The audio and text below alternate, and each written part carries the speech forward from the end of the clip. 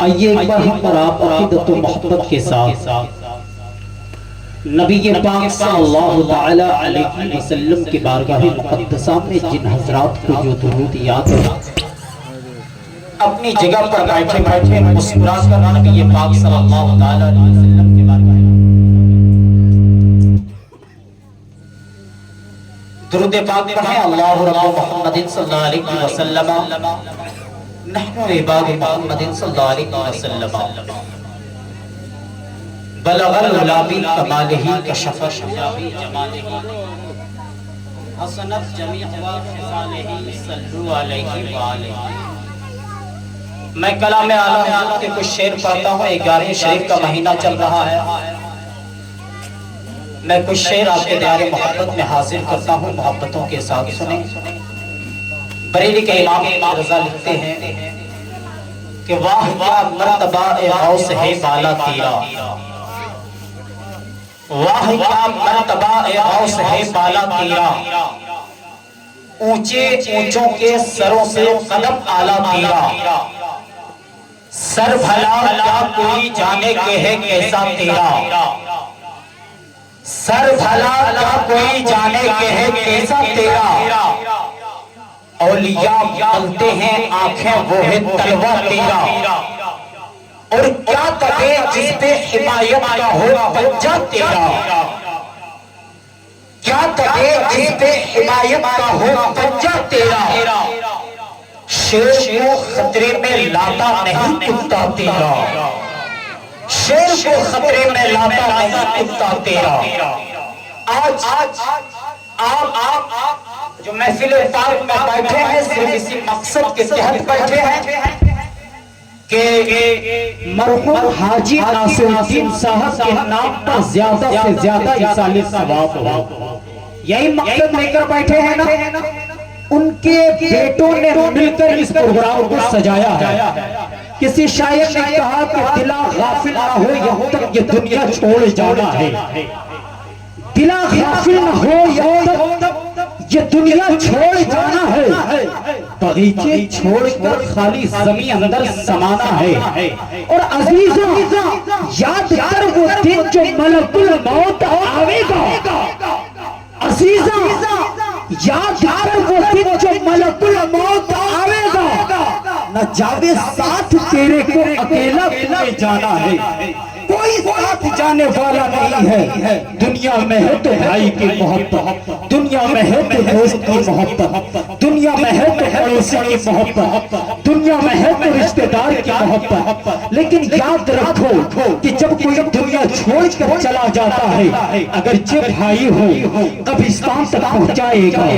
اندھیری قبر میں اتارے گا، تخت کو لگائے گا، 3 مٹھی مٹھی ڈال کر واپس چلا آئے گا، اگرچہ رشتہ دار ہو 3 مٹھی مٹھی ڈال کر واپس گھر آ جائے گا،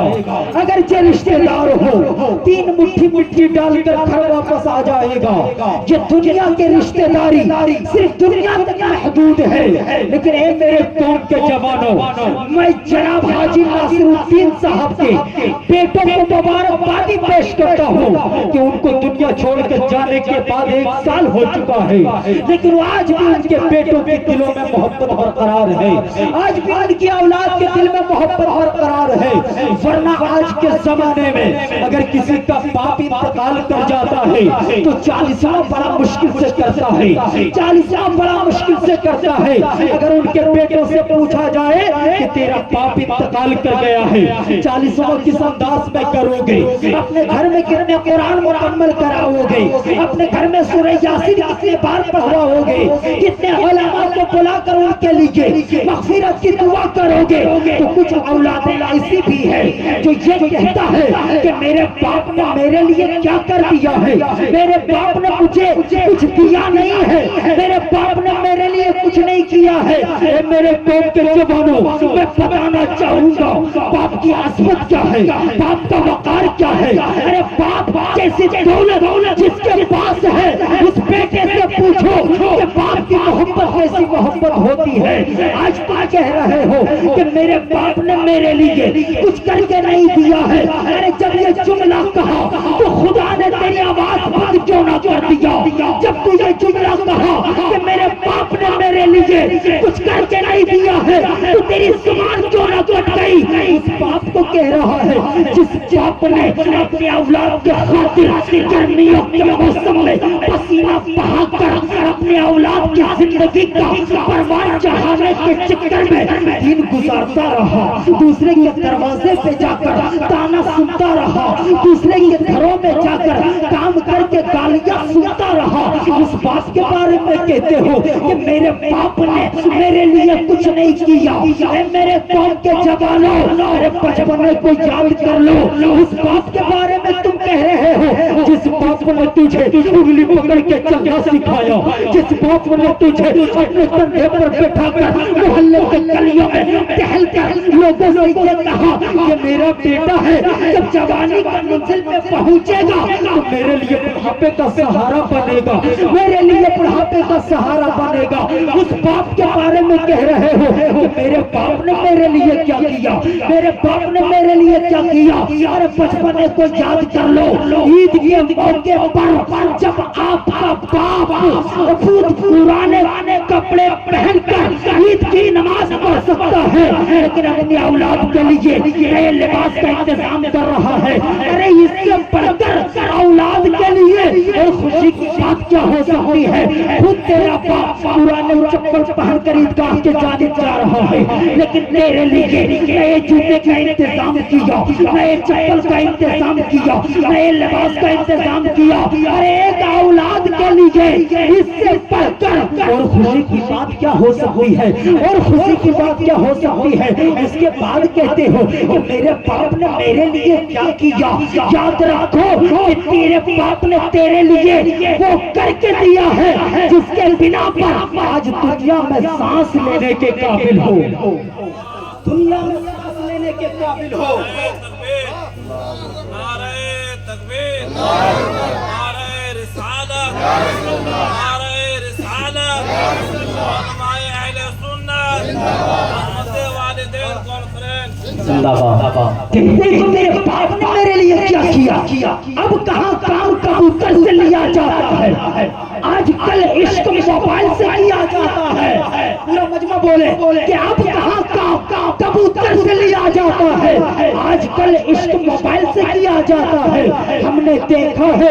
دو وقت کی روٹی کے خاطر اب تو ماں باپ کا بٹوارا کیا جاتا ہے، اب تو ماں باپ کا بٹوارا کیا جاتا ہے۔ یاد رکھو میرے قوم کے جوانوں، اللہ تبارک و تعالیٰ نے انسان کو اشرف المخلوقات بنایا ہے، وَلَقَدْ كَرَّمْنَا بَنِي آدم کا تاج اس کے سر پر رکھا ہے، لَقَدْ خَلَقْنَا الْإِنسَانَ فِي أَحْسَنِ تَقْوِيمٍ جیسی اسے اچھی صورت بخشی ہے، اس کے قلب کو اپنی جلوہ گاہ بنایا، اسے ایمان کی دولت بخشی، اسے ایمان کی دولت بخشی ہے۔ مومن کامل کا شان، مومن کامل کا شان وہ شان ہے، یاد رکھو۔ اسی لیے ڈاکٹر، اسی لیے علامہ اقبال قلندر لاہوری فرماتے ہیں کہ ہر لحظہ ہے مومن کی نئی آن نئی شان، ہر لحظہ ہے مومن کی نئی آن نئی شان، گفتار میں کردار میں اللہ کی برہان، یہ راز کسی کو نہیں معلوم کہ مومن قاری نظر آتا ہے، حقیقت میں ہے قرآن اور قہاری و کفاری و قدسی و جبروت، یہ چار عناصر ہو تو بنتا ہے، یہ چار عناصر ہو تو بنتا ہے مسلمان، یہ چار عناصر ہو تو بنتا ہے مسلمان۔ یاد رکھو کہ اللہ نے اگر زندگی دی ہے، اللہ نے اگر زندگی بخشی ہے تو اپنے خوف کو سینے میں پسا کر زندگی گزارو، کیونکہ پانی اگر دریا میں حدود کے اندر ہے تو وہ رحمت ہے، دریا سے باہر نکل جائے تو زحمت بن جاتا ہے۔ پانی اگر دریا میں روا ہے تو نفع بخش ہے، دریا سے باہر نکل جائے تو طوفان بن جاتا ہے۔ اسی طرح انسان اگر اللہ کے خوف کو اپنے سینے میں بسا کر زندگی گزار رہا ہو، نبی کی شریعت پر عمل کر کے زندگی گزار رہا ہو، تو اس کی زیارت کے لیے ملائکہ کرام بھی آتے ہیں، لیکن جب اللہ کے خوف کو سینے سے نکال دیتا ہے، برائیوں کے راستے کو اختیار کر لیتا ہے، تو ایک انسان دوسرے انسان سے نفرت ایک انسان دوسرے انسان سے نفرت کرنے لگ جاتا ہے. اس لیے میرے قوم کے جوانوں اللہ کے خوف کو سینے میں بسا کر زندگی گزارو. اللہ کے خوف کو سینے میں بسا کر زندگی گزارو اور اس انداز میں زندگی گزارو کہ جب آپ صحیح راستے پر چلیں گے نا تو چند مہینے کے بعد پیچھے پلٹ کر اپنی نسلوں کے جانب دیکھ لینا کہ اگر گھر کا گارجین سیدھا راستہ اختیار کیا ہے تو پیچھے پیچھے اس کی اولادیں بھی اسی راستے کو اختیار کیا, اس کی اولاد اسی راستے کو اختیار کرتی ہے. لیکن باپ اگرچہ غلط راستے پر چل رہا ہے اور بیٹے کو کہے گا کہ بیٹا یہ گناہ کا کام تم کر رہے ہو سکتا ہے تیرا بیٹا اسی وقت منہ پر اگر جواب دے دے کہ بابا جان پہلے آپ نبی کی شریعت کو اپنا, اس کے بعد مجھے بولنا, اس وقت کیا جواب دو گے؟ اس وقت کیا جواب ہوگا؟ زمین میلی نہیں ہوتی, زمین میلا نہیں ہوتا, محمد کے غلاموں کا کفن میلا نہیں ہوتا, محمد کے غلاموں کا کفن میلا نہیں ہوتا. یاد رکھو کہ زمین کے اوپر اچھا کام کرو گے تو زمین کے نیچے اللہ آرام دے گا, لیکن زمین کے نیچے اگر گناہ کرو گے تو زمین کے اندر اندھیری قبر میں کوٹھری میں آپ کے جسم کے حصے کو کیڑے مکوڑے نوچ کر کھائیں.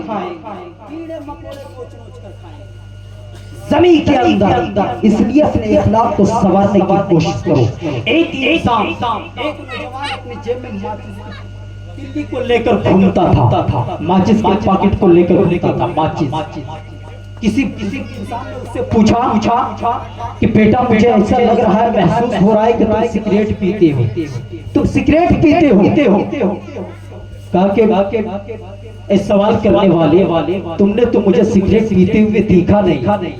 کہیں خریدتے ہوئے دیکھا نہیں,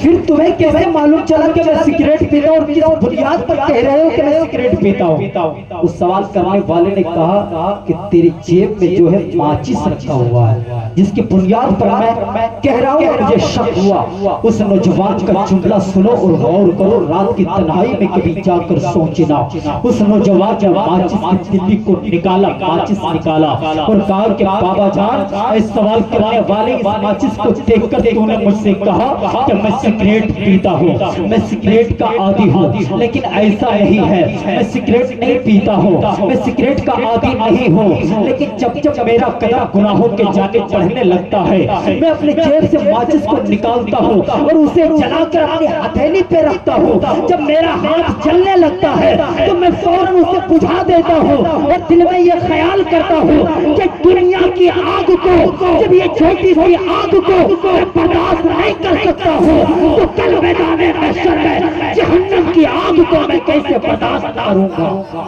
جہنم کی آگ کو کیسے برداشت کروں گا. اس لیے اللہ کے خوف کو سینے میں بساؤ. اللہ نے زندگی دی ہے تو اس زندگی کو عیش و آرام کے ساتھ مت گزارو. آج طاقت پہ غرور کرتے ہیں,